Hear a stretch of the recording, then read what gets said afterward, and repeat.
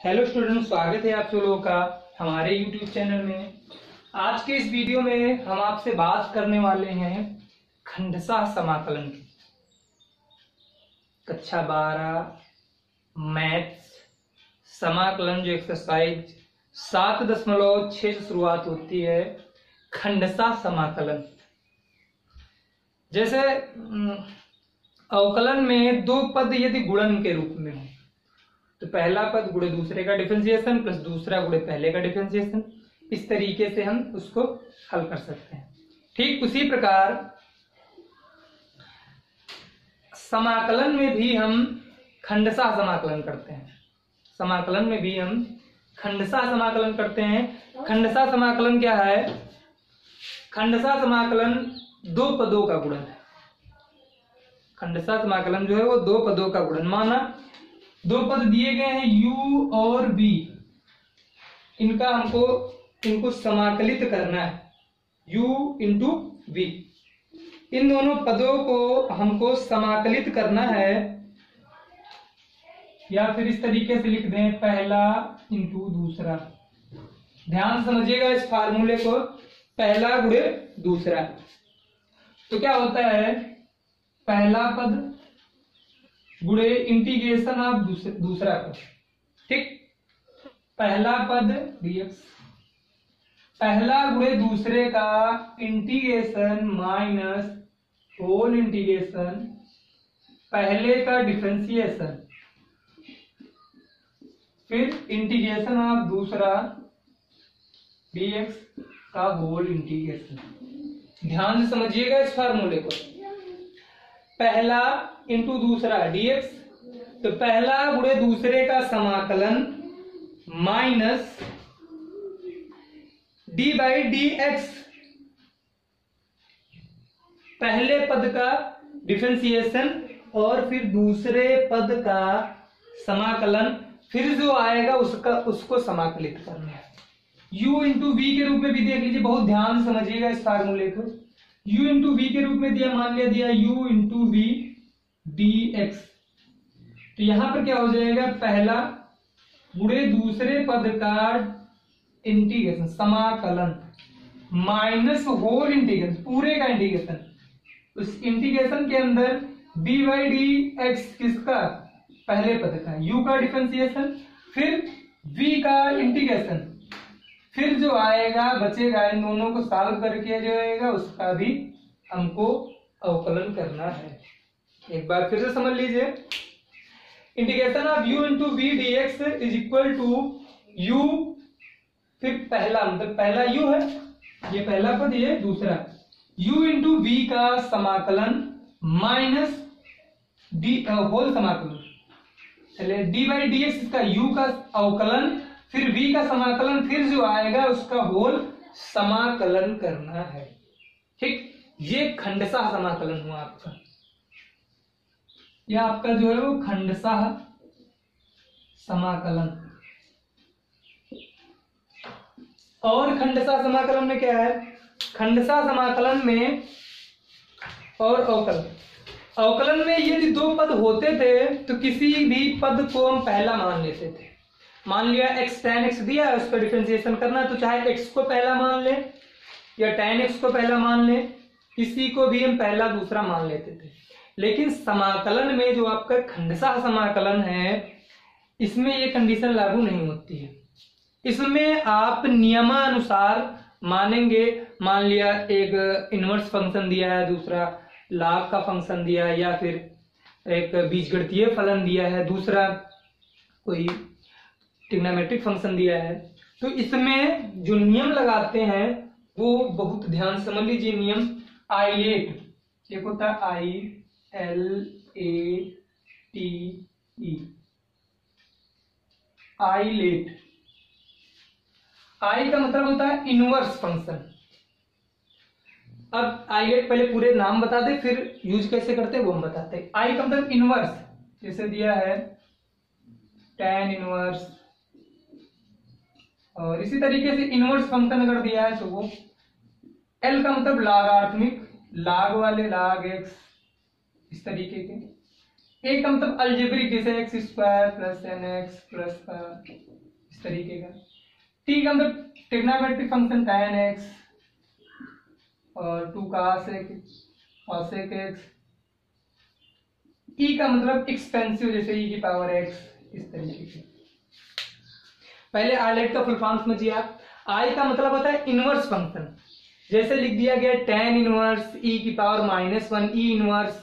तो जितने भी इनवर्स फंक्शन होंगे उसको हम आई कहेंगे, आईलेट। इसको पहले पर लॉग, एल का मतलब लॉगरिथमिक, लॉग वाले, log x log m log n, इस तरीके से। ए का मतलब अलजेब्रिक फंक्शन, जो अलजेब्रा हो, ठीक है, बीजगणितीय फलन वो। और टी का मतलब ट्रिग्नोमेट्रिक फंक्शन, त्रिकोणमितीय जो अनुपात दिए गए, ठीक है। और ई का मतलब एक्सपेंसिव, मतलब कि ई की पावर एक्स वाले पर। अब क्या है इसका मतलब, क्या है आपका, वो भी आप समझ लीजिए। जैसे मान लिया इंटीग्रेशन आप दिया है एल आई डी एक्स, कोई लॉगरिथमिक फंक्शन दिया है और फिर इनवर्स फंक्शन दिया है, तो ये नहीं कि इसको हम पहला इसको दूसरा मानेंगे, ये वाला नियम लगाएंगे। अगर इनका गुणन दिया गया है, तो इसमें का जो एल होगा, एल आ रहा 2 नंबर पर, तो इन दोनों के गुणन में हम आई को पहला अंक देंगे, इसको आई को पहला मानेंगे, इसको हम दूसरा मानेंगे। और आपका हो जाएगा इनवर्स इंटू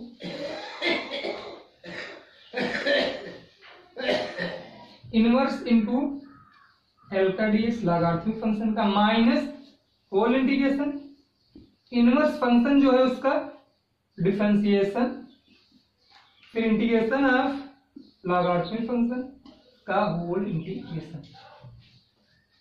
मान लिया अलजेब्रिक एक ट्रिग्नोमेट्रिक फंक्शन दिया गया है, अलजेब्रिक और ट्रिग्नोमेट्रिक फंक्शन दिया गया है, तब क्या करेंगे वो भी देख लीजिए। अलजेब्रिक और ट्रिग्नोमेट्रिक फंक्शन दिया है, तो आपका सवाल तभी लग पाएगा जब आप नियमानुसार मानेंगे।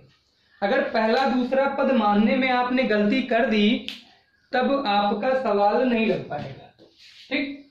तो ए पहले आ रहा है, टी बाद में आ रहा है, तो टी को पहला पद हम नहीं मानेंगे हम ए को पहला पद। तो ए आपका हो गया पहला और टी हो गया दूसरा। अब यही ए integration of T D X minus whole integration D by D X, ए फिर टी डी एक्स का होल डी एक्स। एक बार फिर से समझ लीजिए, खंडशः समाकलन, जिस प्रकार से अवकलन में यदि 2 या 2 से अधिक पदों का गुणन दिया रहता था तो हम सीधे उठाते थे उसको और पहला दूसरा किसी को भी मान करके हल कर लेते थे, आंसर हमारा आ जाता था। लेकिन समाकलन में हमको ये नहीं करना है। 2 या 2 से अधिक पदों का यदि गुणन दिया गया है तो उस गुणन में हम खंडशः समाकलन करेंगे। खंडशः समाकलन का नियम क्या होता है, ये 2 पदों का गुणन दिया है, पहला इंटू दूसरा है, तो पहला पद गुणे दूसरे पद का differentiation, sorry integration, minus integration whole पहले पद का डिफरेंशिएशन, दूसरे पद का इंटीग्रेशन, फिर जो है उसका होल इंटीग्रेशन, ठीक। और पहला और दूसरा पद हम मानेंगे कैसे, पहला और दूसरा पद ILATE, eyelet, inverse logarithmic algebraic trigonometric expensive, इस तरीके का। कहने का मतलब यदि इन दोनों का परस्पर गुणन दिया है, इन दोनों का अगर परस्पर गुणन दिया है तो इस नियमानुसार हम पहला और दूसरा मानेंगे। अगर गुणन दिया है तो मान लिया इनवर्स फंक्शन दिया है, ट्रिग्नोमेट्रिक फंक्शन दिया, देखिए ट्रिग्नोमेट्रिक फंक्शन नीचे है इनवर्स फंक्शन के, तो इनवर्स फंक्शन को हम पहला मानेंगे और ट्रिग्नोमेट्रिक फंक्शन को दूसरा। और मान लिया दिया है फिर ट्रिग्नोमेट्रिक फंक्शन और लॉगरिथमिक, ट्रिग्नोमेट्रिक फंक्शन दिया, लॉगरिथमिक फंक्शन दिया, तो इसमें हम ट्रिग्नोमेट्रिक फंक्शन को दूसरा मानेंगे क्योंकि ये नीचे है, और लॉगरिथमिक फंक्शन को पहला मानेंगे। तो ये आपका सवाल है। इसका एक सवाल भी देख लेते हैं प्रश्नावली बाद में, पहला इसका एक सवाल पहले दिया गया वो देख ले क्या कहता है सवाल। देखिए जो आपकी प्रश्नावली 7.6 है वो खंडशः समाकलन पर ही आधारित है। आपकी जो प्रश्नावली 7.6 वो खंडशः समाकलन पर ही आधारित है, उसका भी वीडियो आपको मिल जाएगा। पहले इसका एक सवाल देख लेते हैं। आज केवल हमने फार्मूला बताया, फार्मूला आप कॉपी में लिखिए, बताइएगा। ठीक है, पहला दिया है x sin x dx, ठीक, x sin x dx। तो इसमें देखिए ये अलजेब्रिक फंक्शन है, ट्रिग्नोमेट्रिक फंक्शन है। तो हमने बताया अलजेब्रिक फंक्शन ट्रिग्नोमेट्रिक फंक्शन से पहले आता है, तो अलजेब्रिक फंक्शन को हम पहला मानेंगे और ट्रिग्नोमेट्रिक फंक्शन को दूसरा मानेंगे, ठीक। अब पहला गुणे दूसरे का समाकलन माइनस होल समाकलन डी बाई डी एक्स, इसका पहले का डिफरेंशिएशन, फिर दूसरे का integration sine x D x, फिर जो है उसका होल इंटीग्रेशन, ठीक। एक्स साइन एक्स दिया है, एक्स साइन एक्स का समाकलन होता है माइनस का cos x minus integration x का आएगा 1 और साइन एक्स का समाकलन माइनस का cos x dx।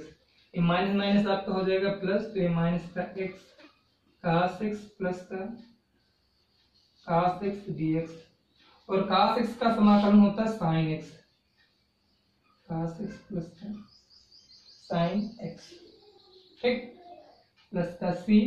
इस तरीके से आपका आ गया sin x minus x cos x plus का c। एक बार फिर से समझ लीजिए, पहला सवाल दिया गया है integration of x sin x, तो इसमें अलजेब्रिक फंक्शन है और ट्रिग्नोमेट्रिक फंक्शन है। अलजेब्रिक फंक्शन और ट्रिग्नोमेट्रिक फंक्शन अगर होते हैं, देखिए ट्रिग्नोमेट्रिक फंक्शन से अलजेब्रिक फंक्शन पहले आता है, इसलिए उसको हम पहला मानेंगे, ठीक। तो यहाँ x हो गया पहला और sin x हो गया दूसरा, वही नियम लगाते हैं जो भी हमने बताया था, पहला गुणे दूसरे का समाकलन माइनस होल समाकलन, पहले का अवकलन दूसरे का समाकलन का समाकलन, x sin x का minus cos x D by D x किया, x का 1 आ गया, sin x का माइनस का cos x आया, ये माइनस माइनस हो गया प्लस का, माइनस का x cos x और cos x का sin x माइनस का x cos x प्लस का c।